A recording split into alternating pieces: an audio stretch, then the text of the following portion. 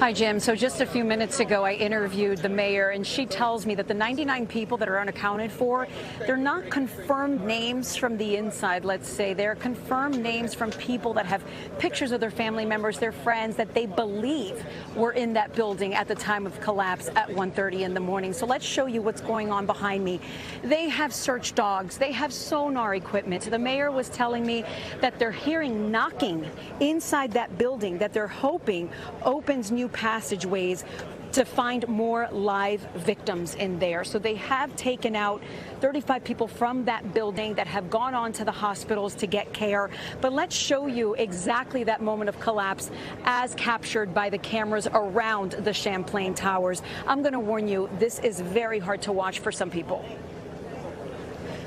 So that's the surveillance video from 1:30 in the morning. It appears that the center of the condo facing the ocean is what fell first, and then it pancakes later. Huge cloud of dust followed, covering the entire area.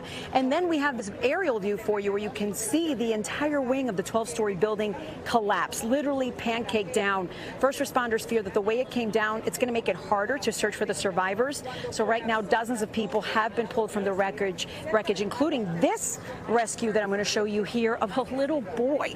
We actually heard from the person that found him with his iPhone flashlight. The little boy was asking, "Can you see me? Can you see me?" He goes into the rubble and rescuers pull him out about 30 minutes later. So the mayor of Surfside said that 15 families were also able to walk out on their own. Let's show you what they said. Basically, our unit, like the whole other side of the building collapsed. We don't even have like the unit anymore. It doesn't exist anymore. So once again, we know that there was work being done on the roof, but the mayor told me literally seconds ago that they're not sure still what's caused this. They have called in FEMA to help out, but there is one developer that I spoke to that has developed other properties here on Surfside named Kobe Karp, and he tells me that they're trying to figure out how this could have happened because it's so unique. He says these concrete buildings are typically very safe. Listen to this. What's interesting is that when you look at the video, you see that the building falls into itself. And it's not as though a force came from the outside and pushed it sideways. That sort of a failure is very unique and special. This is not something that we have experienced before. The mean and method of the construction that we have been using for decades of the reinforced concrete.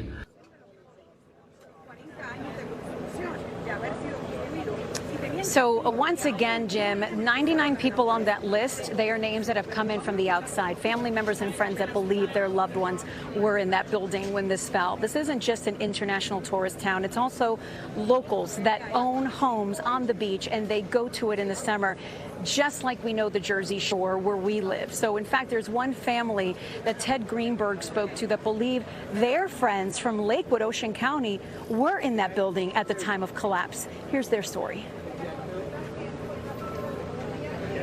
We all care about each other. The catastrophe in Surfside, Florida, sending waves of worry to this street in Lakewood, New Jersey.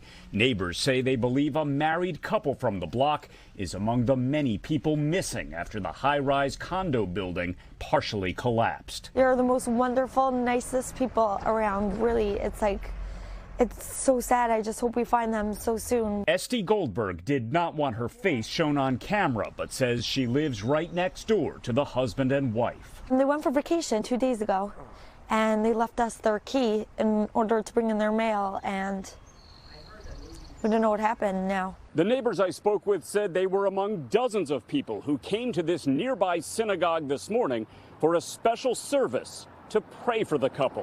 Whatever the outcome will be the best outcome possible, and everyone should be able to withstand whatever the challenges are with the strength that God could give us. A lot of things come to mind as a first responder when you want to go in there and try to rescue people, but also try to keep your people safe doing it. For Atlantic City Fire Chief Scott Evans, the heartbreaking scene in South Florida brings back painful memories of the deadly Tropicana garage collapse in AC.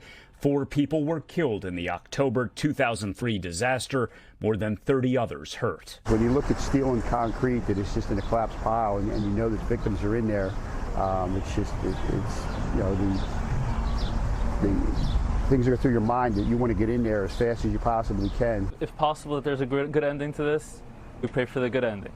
We believe that God could do miracles. We typically don't pray for miracles. We appreciate that God can do miracles. God could do whatever he wants. Ted Greenberg, NBC 10 News.